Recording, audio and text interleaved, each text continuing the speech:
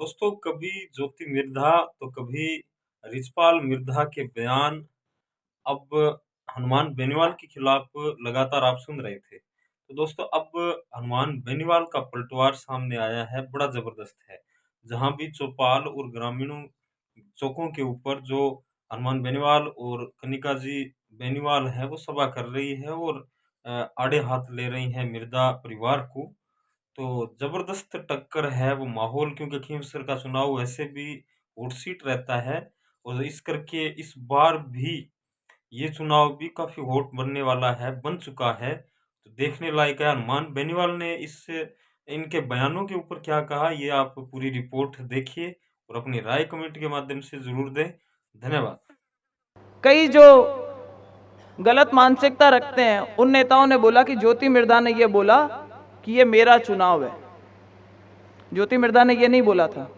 मैंने क्या बोला था कि ज्योति मिर्धा इस चुनाव को रेवत डांगा जी का नहीं अपना चुनाव मान करके चुनाव लड़ेगी। इन दो बातों में बहुत अंतर है और मैं आप सबसे भी यही आग्रह करूंगी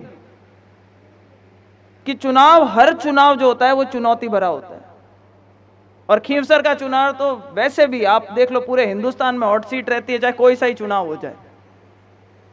तो इसको भी हम चुनौती मान के चलेंगे क्योंकि पिछले दो चुनाव में हमारा अंतर जो था वो बहुत कम रहा।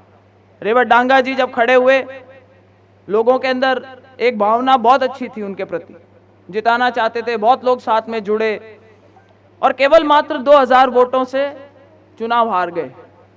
और उस टाइम लोगों के मन में यह शंका थी कि पता नहीं भाई जीतेंगे भी या नहीं जीतेंगे। क्यों? क्योंकि सामने वाले नेता जो हैं वो थोड़े प्रचार के ज्यादा मास्टर हैं। उस टाइम माहौल अलग था, कांग्रेस और भारतीय जनता पार्टी के आपस में टसल चल रही थी कि राज किसका बनेगा। नेताजी ने एक बीच में अपना ही एक गोयरा छोड़ दिया और बोले कि भाई मैंने इतने कैंडिडेट उतारे हैं, 18-20 एमएलए भी अगर मेरे आ जाएंगे तो राज की कुंची मेरे पास रहेगी, फैसला मैं करूंगा कि सरकार किसकी बनेगी। तो हमारे भोले भाले लोग हैं, कई बहकावे में आ गए कि शायद राज की कुंची आ ही जाए हाथ में, हो सकता है हमारे खींवसर का भी भला हो जाए। तो उसके चलते कुछ लोगों ने वोट दे दिए और रेवत जी उस मामले में केवल मात्र 2000 वोटों से पीछे रहे। लोकसभा का चुनाव हुआ, उसमें भी अंतर बहुत कम रहा, 4000 वोटों का अंतर रहा। तो मैं समझती हूं कि इस चुनाव में भावना भी भारतीय जनता पार्टी के पक्ष में है। सरकार अपनी बनी हुई है, केंद्र में सरकार है, राजस्थान में सरकार है। तो यह शंका तो किसी के मन में है ही नहीं कि भाई राज आएगा नहीं आएगा, वो शंका खत्म हो चुकी है। सरकार है, सरकार स्थिर है और अगले 5 साल तक ये सरकार रहेगी, इसमें किसी को कोई शक नहीं है। अगर मौका आया है दोबारा तो वो सिर्फ खींवसर की जनता के पास में आया है कि क्या अपन उस राज में भागीदारी निभाना चाहते हैं। तो भाई अपने को चूकना नहीं है, बढ़ चढ़ करके हिस्सा लेना है। एक बात हमेशा खींवसर के चुनाव में मैंने देखी थी, जो एक बहुत बड़ा अंतर मैं देख रही हूं सुरेश जी भाई साहब, जहां कहीं भी जाते थे पहले एक बात रह करके बार बार सामने आती थी कि साहब फर्जीवाड़ा रोक लीजिए, अब कल फर्जीवाड़ा रोक लीजिए। इस बार वो सुनने में ही नहीं मिला कहीं पे। हां, पर इस बार ये चीज कहीं सुनने में नहीं मिली कि भाई फर्जीवाड़ा रोक लेना। क्यों? क्योंकि आज की तारीख में बीजेपी का पलड़ा भारी लगता है। हर एक गांव में बराबर का या उनसे बड़ा धड़ा जो है वो भारतीय जनता पार्टी के पक्ष में है। दूसरा, वो हर बार चुनाव लड़ते थे तो गठबंधन करके लड़ते थे। दो पार्टियां एक पार्टी के सामने चुनाव लड़ती थी, चाहे एमपी का हो चाहे एमएलए का हो। पिछली बार भी जब नारायण जी ने चुनाव लड़ा था उस टाइम पर भारतीय जनता पार्टी के और आरएलपी के कंबाइंड कैंडिडेट थे। आज वो परिस्थितियां भी बदल गई। तीनों पार्टियां अपने मैदान में अपने अपने उम्मीदवार उन्होंने उतारे हैं। तो भाई सारी गणित को देखते हुए गणित भी इस बार भारतीय जनता पार्टी के पक्ष में। दुर्ग सिंह जी ने भारतीय जनता पार्टी ज्वाइन कर ली। अशोक जी चौधरी जो अभिनव पार्टी के थे, रेवत जी के टाइम उन्होंने चुनाव लड़ा था, कुछ वोट उनके बट गए थे रेवत जी के, उन्होंने भी इस बार समर्थन रेवत डांगा जी को दे रखा है। तो इसके चलते अब गणित अपने पक्ष में आ गई, सरकार अपनी है, तो मैं समझती हूं कि हमारी राहें काफी आसान हो जाती हैं। लेकिन अब हमें शांति से इस बात को सोच करके कि हम चुनाव जीत गए या माहौल बहुत अच्छा है और हम तो जीत ही जाएंगे, इस बात में नहीं लगना है।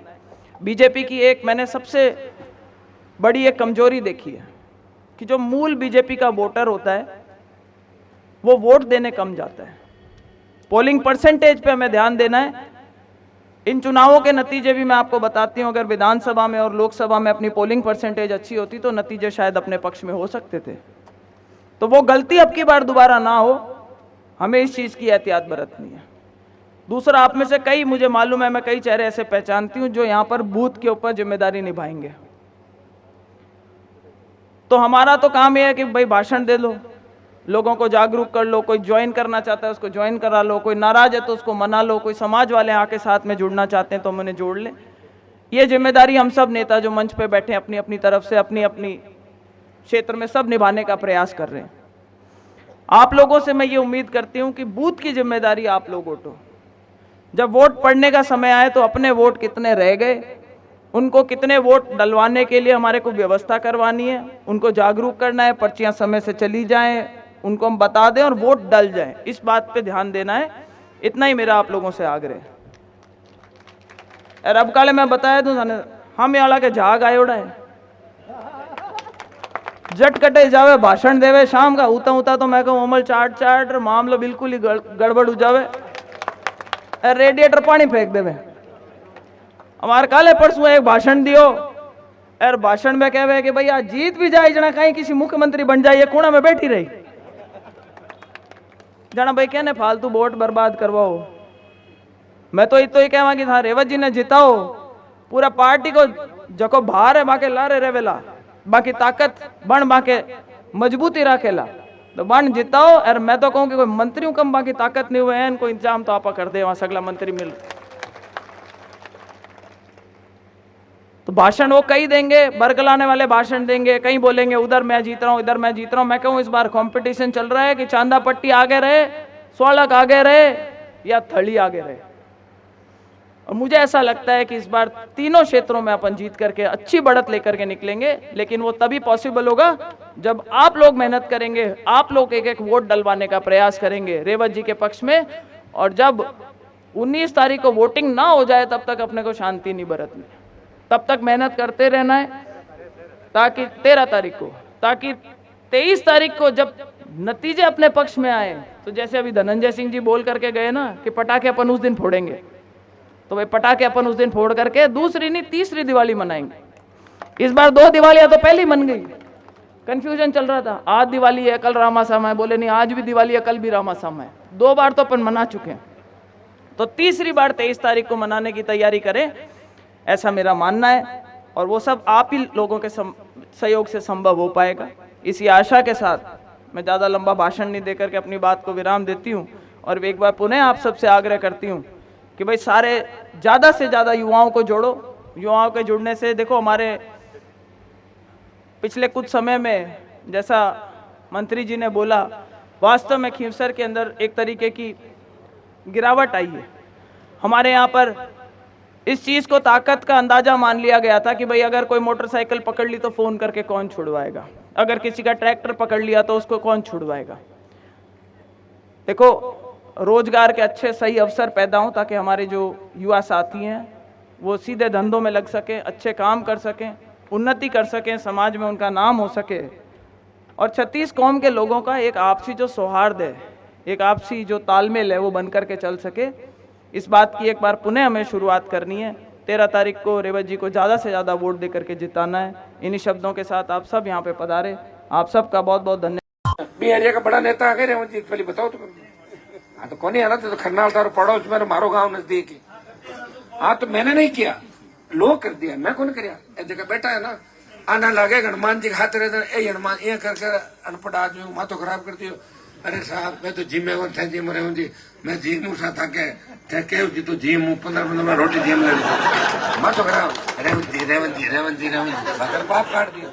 हाथ जोड़ो, हाथ मारे लोगों ने रहन दो, त्यार को ऊँड दो, हाल सब अपना आप हो जाएगा। अब ये सारे लीडर बैठे बताओ ना, एमएलए एमपी बनाना ही मन, मैं एक लोग कहीं करूँ बताओ। मैंने तो ज्यादा केवल मैं इस्तीफा एमपी को दे और मैं छोड़ूंगा लोकसभा में, मैं थाने बताया क्योंकि मारो दिमाग खराब हो यहाँ बाद में कोई काम को नहीं वहां बापड़ा डरे, कई लोग तो आरएल पे ज्वाइन करना कि बड़े जावा फालतू में जय बात गड़बड़ हो तो है। तो ज्ञान भाई दे जगह मारू बड़ा ज्ञानी हुआ और यह बड़ा सादत है उन्होंने लोग, मैं सबको जानता हूँ। इस प्रदेश में मेरे से कोई आदमी नहीं छुपा, पूरा प्रदेश की खाक, चंबल का बीड़, जैसलमेर, हर जगह की खाक छानी है मैंने। और अगला गुंडा बदमाश देश का अपराधी घूम रहा है, हनुमान को मार देंगे, मरा तो नहीं लू उनसे कि है मामे कौन मेरी लोग फट फट फट फट कोई के ठोक दे 5,000 5,000। तो थोड़ी सी आप लोगों से निवेदन है, भोमासर पंचायत बड़ा गांव है, जब भी मैं पहले दूसरे राउंड में आगे पीछे रहता हूँ तो भोमासर वाले अचानक मुझे आगे निकालते हैं, टीवी के अंदर देखते हो, ठीक है। अब वही मजबूती आपको रखना। मेघवाल समाज के हमारे सरपंच साहब उकमाराम जी बैठे हैं, प्रहलाद जी हो गए, धर्माराम जी, तीनों लोग हो गए यहाँ के पंचायत समिति का आप मेंबर है, बहुत आपका ध्यान भी रखते हैं सारे के सारे।